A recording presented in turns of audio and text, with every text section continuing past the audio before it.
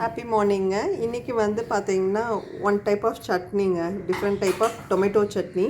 இதுக்கு தேவையான பொருள் வந்து பார்த்திங்கன்னா 1 ஸ்பூன் வந்து நம்ம புழுங்கல் அரிசி, 1 ஸ்பூன் துவரம்பருப்பு, 1 ஸ்பூன் வந்து பார்த்திங்கன்னா தனியா, 1 ஸ்பூன் வந்து உளுத்தம்பருப்பு, 2 காஞ்ச மிளகாய் எடுத்துக்கணும். இதை வந்து ட்ரை ரோஸ்ட் பண்ணிக்கணுங்க. அதுக்கு நான் அடுப்பை ஆன் பண்ணிவிட்டு பேன் வைக்கிறேன். இது அப்படியே மொத்தமாக நீங்கள் போட்டுட்டு ஒரு ட்ரை ரோஸ்ட் கொடுத்துடலாம். இப்போ நம்ம வந்து இது ட்ரை ரோஸ்ட் பண்ணிவிட்டு தனியாக எடுத்தாச்சுங்க. இது ஆறின பிறகு நம்ம பவுட்ரு பண்ணிவிட்டு நம்ம ப்ராசஸ் ஆரம்பிக்கணுங்க. ஸோ நம்ம அந்த பொடியை வந்து ஆறின பிறகு நம்ம இப்படி மிக்சியில் போட்டு பொடி பண்ணி வச்சுருக்கோங்க. ஸோ 2 வெங்காயம் வச்சுருக்கோம். தக்காளி வந்து ஒரு 3 தக்காளி நல்லா அடித்து வச்சுருக்கோங்க.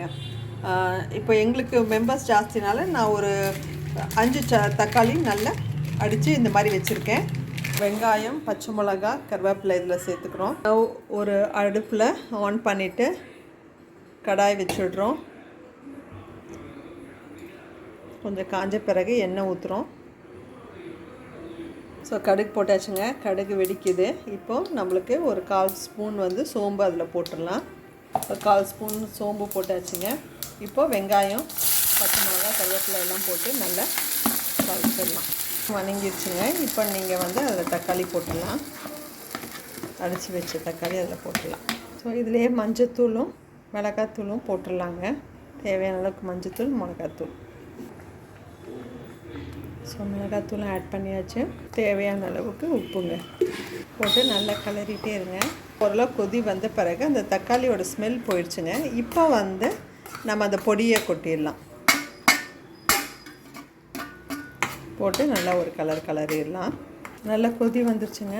இப்போ நம்ம தேவையான அளவு தண்ணி ஊற்றிட்டு, ஸோ தேவையான அளவுக்கு தண்ணி ஊற்றிட்டு நம்ம ஒரு கிளறிட்டு உப்பு வந்து டேஸ்ட் பார்த்துட்டு அதுக்கப்புறம் ஒரு 2 கொதி வந்தோடனே இந்த பொடியோட பச்சை வாசம் போன பிறகு நம்ம கொத்தமல்லி போட்டு இறக்கிடலாங்க.